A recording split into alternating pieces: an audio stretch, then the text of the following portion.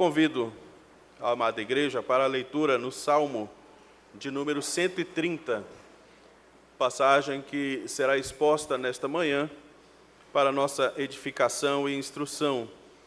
Salmo 130. Livro dos Salmos, o Salmo 130, diz assim a palavra de Deus: Das profundezas clamo a ti, Senhor. Escuta, Senhor, a minha voz. Estejam alertas os teus ouvidos às minhas súplicas. Se observares, Senhor, iniquidades, quem, Senhor, subsistirá? Contigo, porém, está o perdão para que te temam. Aguardo o Senhor. A minha alma o aguarda. Eu espero na sua palavra. A minha alma anseia pelo Senhor mais do que os guardas pelo romper da manhã. Mais do que os guardas pelo romper da manhã. Espera, Israel, no Senhor, pois no Senhor há misericórdia, nele copiosa redenção.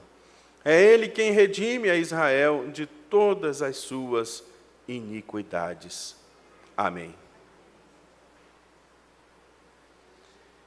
Este salmo é um salmo de confiança, é um salmo penitencial, é um salmo onde o salmista está no fundo do poço, ele não vê saída, ele está se sentindo pressionado, esmagado pelas circunstâncias, algumas delas resultado dos seus pecados.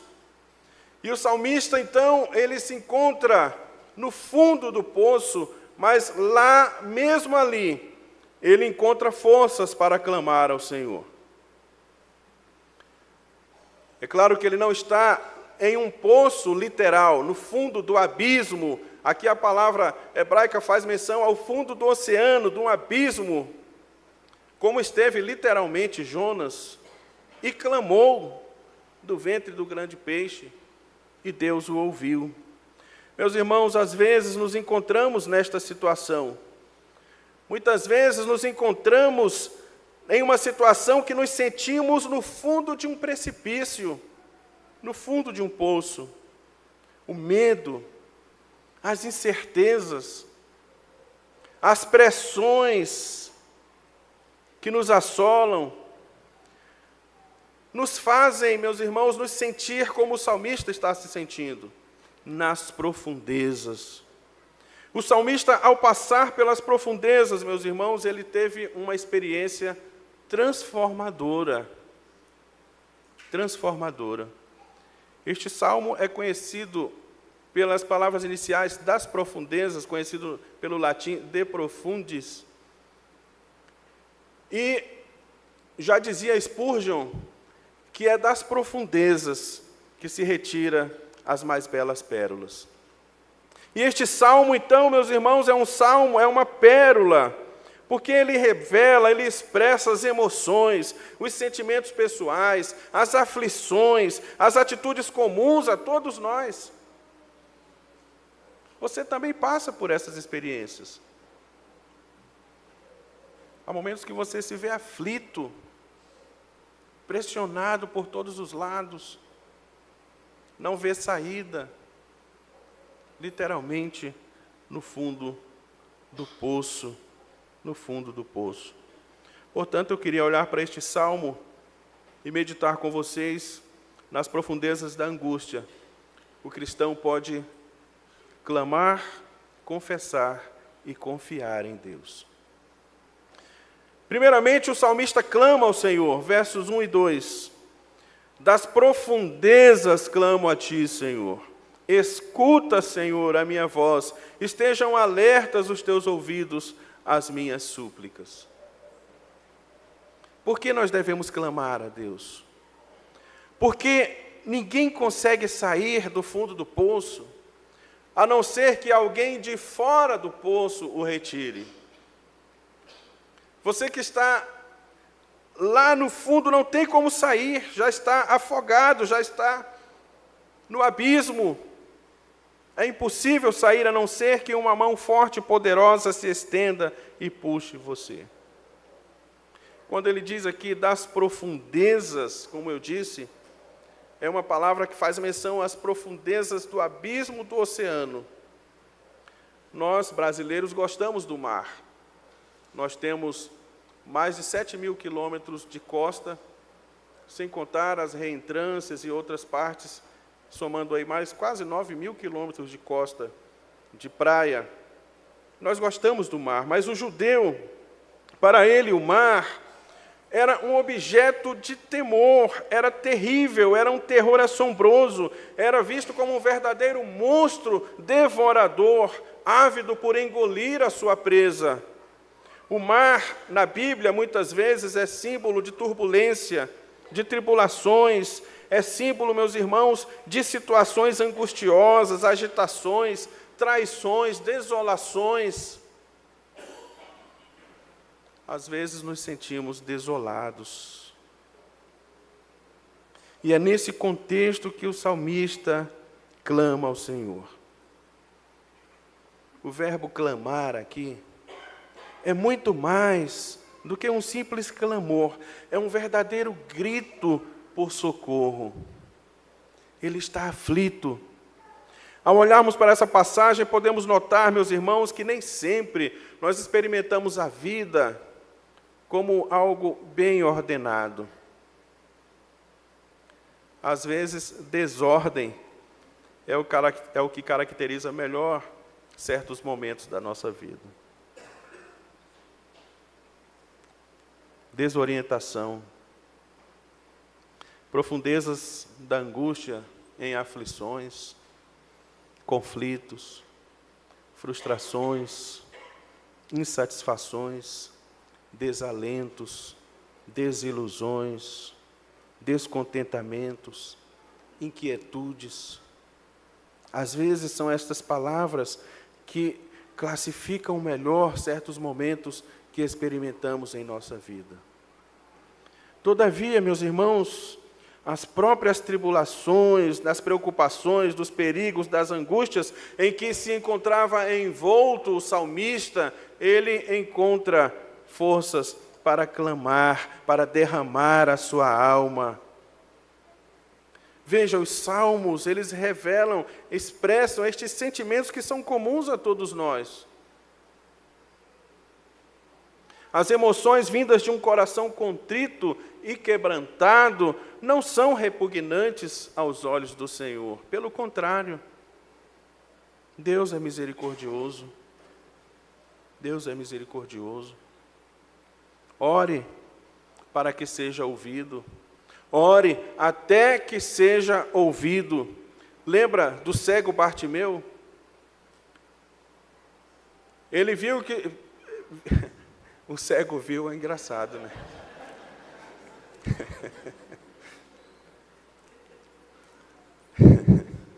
Ele percebeu que Jesus estava passando por ali. E ele começou a clamar: Senhor, filho de Davi, tem misericórdia de mim. Mas parecia que Jesus não estava ouvindo o seu clamor. E ele continuava e dizia: Jesus, filho de Davi, tem compaixão de mim. E ele estava gritando, e algumas pessoas até mesmo o repreenderam e falaram: olha, pare de gritar, não incomodes o mestre. E ele ainda mais alto clamou: Senhor, filho de Davi, tem compaixão de mim. E Jesus parou e atendeu o clamor daquele homem. Deus é misericordioso, meus irmãos. Pedro, quando se viu afundando, quando viu Jesus andando sobre as águas, e ele também quis andar, mas quando olhou para as tempestades, para as tribulações, para as grandes ondas, se viu afundando, ele também clamou e disse: Senhor, salva-me! E de repente a mão forte, poderosa, misericordiosa de Jesus o acolheu. O próprio Senhor Jesus, quando estava naquela cruz, ouviu-se o seu clamor quando disse: Deus meu, por que me desamparaste? Jesus também sofreu o desamparo. Jesus também sofreu o abandono. Jesus também se viu nesta situação, mas ele se colocou ali para que eu e você pudéssemos clamar e disséssemos como ele, quando no seu último suspiro também clamou e disse: Pai, em tuas mãos entrego o meu espírito. Nós podemos ter essa confiança e entregar a nossa vida, o nosso coração, as circunstâncias, às mãos do nosso Senhor que é poderoso. Mas neste clamor, meus irmãos, o salmista também confessou o seu pecado. Ele percebeu que também havia situações em que ele estava colocado ou se colocou como consequência dos seus pecados. Nós lemos aqui em Tiago, e é interessante a carta de Tiago, porque ele diz assim: se alguém está enfermo, chame os presbíteros e eles orarão pelo enfermo, ungirão com óleo, e se ele houver cometido pecado, ser-lhe-ão perdoados. Essa questão da unção aqui no Novo Testamento, no início da igreja primitiva, era uma atitude de consagração, não era o óleo que curava. Mas aquela pessoa reconhecia que havia cometido pecado. E veja, pecados também nos trazem doenças. Nem toda doença é resultado direto de pecados, mas os pecados também nos trazem doenças. E Tiago diz: confessem os vossos pecados para serdes curados. E aquela é a situação de Tiago, que Tiago está mencionando. A pessoa confessava o seu pecado, ela era consagrada novamente a Deus para ser curada. E o salmista reconhece. E ele confessa o seu pecado. Veja, verso 3 e 4. Se observares, Senhor, iniquidades, quem, Senhor, subsistirá? Contigo, porém, está o perdão, para que te tema. Senhor, se observares iniquidades, quem permanece de pé? O que ele está dizendo é: Senhor, eu reconheço o meu pecado. Eu sei que se o Senhor for olhar atentamente, não há ninguém que não tenha pecado. E ninguém permaneceria de pé na tua presença. A expressão aqui, se observares, traduzido como observar, prestar atenção, vigiar, tem também o sentido de acumular. Esta mesma palavra foi usada quando diz que José, no Egito, acumulou grãos. A ideia é que se Deus fosse acumulando os nossos pecados, juntando cada um deles, e colocando, e anotando, e acumulando os pecados, ai de nós. Ai de nós. Deus, de fato, acumulou estes pecados, mas Ele os lançou sobre Cristo, seu Filho. E por isso Cristo, que jamais pecou, que nunca pecou, experimentou a ira resultante dos nossos pecados, dos pecados daqueles por quem Ele morreu. Então, meus irmãos, a ideia aqui é que se Deus fosse lançar sobre nós as nossas iniquidades, o que seria de nós? A NVI traduziu assim: se mantivesses um registro dos nossos pecados, quem sobreviveria? E a resposta é clara, é uma pergunta retórica: ninguém. Ninguém ficaria de pé. Por isso, meus irmãos, muitas vezes, experimentar a desolação, o desamparo, a angústia, experimentar o fundo do poço também é ocasião para examinar a nossa consciência, para examinar o nosso coração, examinar as nossas atitudes diante de Deus, para confessar pecados. Muitas vezes passamos por situações angustiosas para que possamos refletir como anda a nossa vida com Deus. Até porque não há justo nenhum sequer, todos pecaram todos se extraviaram e a uma se fizeram inúteis. E Jesus experimentou os nossos pecados, o juízo pelos nossos pecados.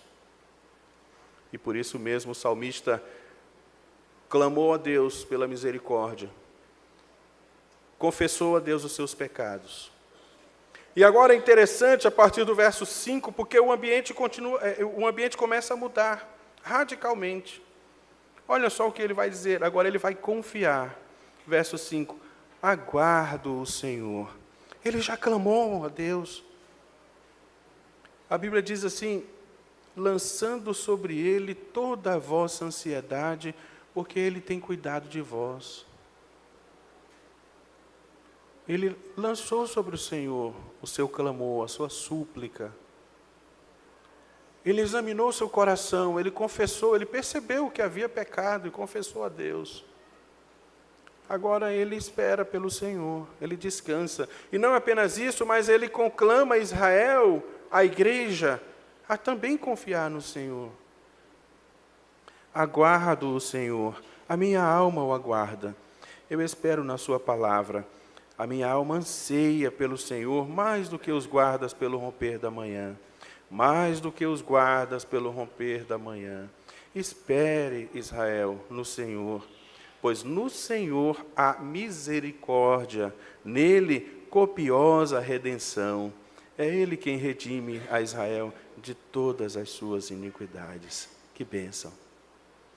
Ele experimentou a misericórdia. Ele experimentou a redenção copiosa. E ele diz, ele nos redime dos nossos pecados. O salmista está colocando a sua esperança no Senhor. E ele aguarda, ele tem anseio de estar na presença do Senhor, no meio do seu povo, na congregação dos santos. E esse anseio que ele tem é um anseio tão intenso que ele usa uma figura muito interessante, a das sentinelas, os guardas, aqueles que ficam a noite inteira acordados, vigiando.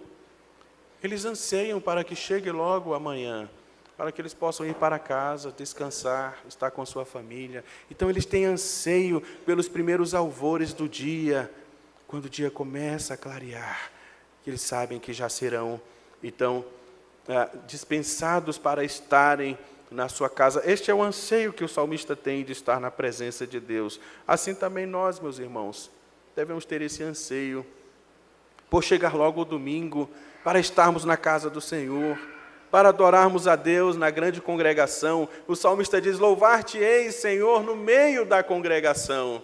Ele tinha prazer em estar juntamente com os crentes, adorando a Deus no meio do povo de Deus. Que maravilha, meus irmãos. A palavra de Deus diz lá em Tito, capítulo 2, que o Salvador, Cristo Jesus, o qual a si mesmo se deu por nós, a fim de remir-nos de toda iniquidade e purificar para si um povo exclusivamente seu. Ele diz, no Senhor há copiosa redenção. Esta redenção se dá por meio do Redentor, que é Cristo. Portanto, toda a nossa experiência com Deus passa por Cristo. Sem Cristo não há redenção. Sem Cristo não há esperança. Sem Cristo não há livramento. Sem Cristo não há perdão. Portanto, este salmo revela a experiência de Cristo ao clamar, ao sofrer a angústia por mim e por você, para que nós pudéssemos ter esta confiança de chegar até Deus, clamando, confessando e confiando na sua redenção. Que Deus nos abençoe, meus irmãos. Confiemos em Deus. Lancemos sobre Ele toda a nossa ansiedade. Não andeis ansiosos de coisa alguma. Em tudo, porém, sejam conhecidas diante de Deus as nossas petições, pela oração, pela súplica, com ações de graças. Ora, suplica e agradece.